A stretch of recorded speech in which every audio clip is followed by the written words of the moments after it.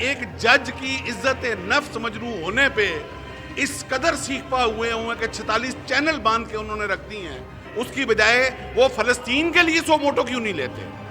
وہ پاکستان کی عزت کے لیے 100 موٹو کیوں نہیں لیتے؟ وہ امت مسلمہ کے لیے 100 موٹو کیوں نہیں لیتے؟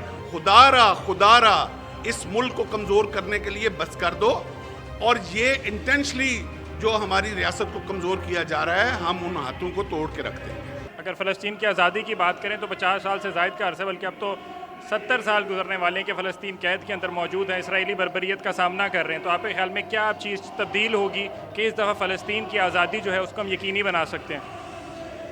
آنسر ایک ہی ہے، پاکستان۔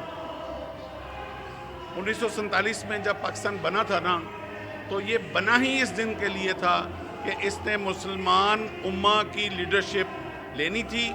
مسلمان امت کو ایک لیڈرشپ کے نیچے آنا پڑے گا اور اس کو لیڈ پاکستان کو کرنا پڑے گا، اس کا پرچم پاکستان کو اٹھانا پڑے گا، اور اس کے پرچم کے تلے یہ آزادی ممکن ہے۔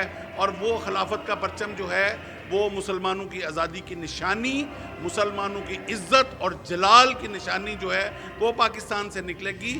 میری اب یہاں آپ سے ایک گزارش ہے کہ اس وقت جو پاکستان میں ہو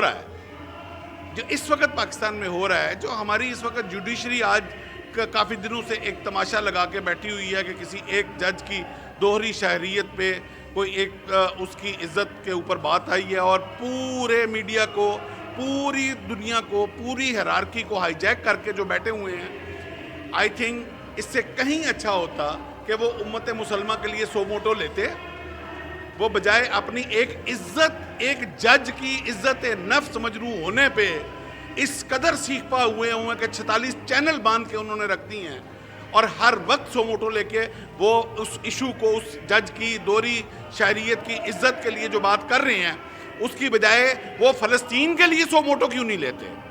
وہ پاکستان کی عزت کے لیے 100 موٹو کیوں نہیں لیتے؟ وہ امت مسلمہ کے لیے 100 موٹو کیوں نہیں لیتے؟ اور میرا ان سے ایک سوال ہے کہ جو 26 سال سے سود، جو خدا کے خلاف کھلی جنگ ہے، اس کا کیس التوا میں پڑا ہوا ہے سپریم کورٹ میں، وہ اس کیس کے اوپر فیصلہ لینے کے لیے 100 موٹو کیوں نہیں لیتے؟ یہ تمام ان ایوانوں میں میرا پیغام ہے کہ یہ خدا را اس ملک کو کمزور کرنے کے لیے بس کر دو، اس ملک کی فوج کو کمزور کرنے کے لیے بس کر دو۔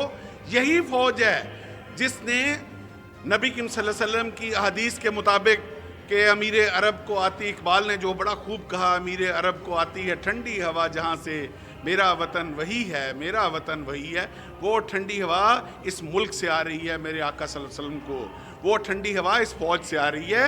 اس فوج کو تیاری کرنے دو، آگے مرحلہ آ گیا ہے، ہم نے جانا ہے، ہماری منزل بہت دور ہے، اور یہ انٹینشلی جو ہماری ریاست کو کمزور کیا جا رہا ہے، ہم ان ہاتھوں کو توڑ کے رکھتے ہیں۔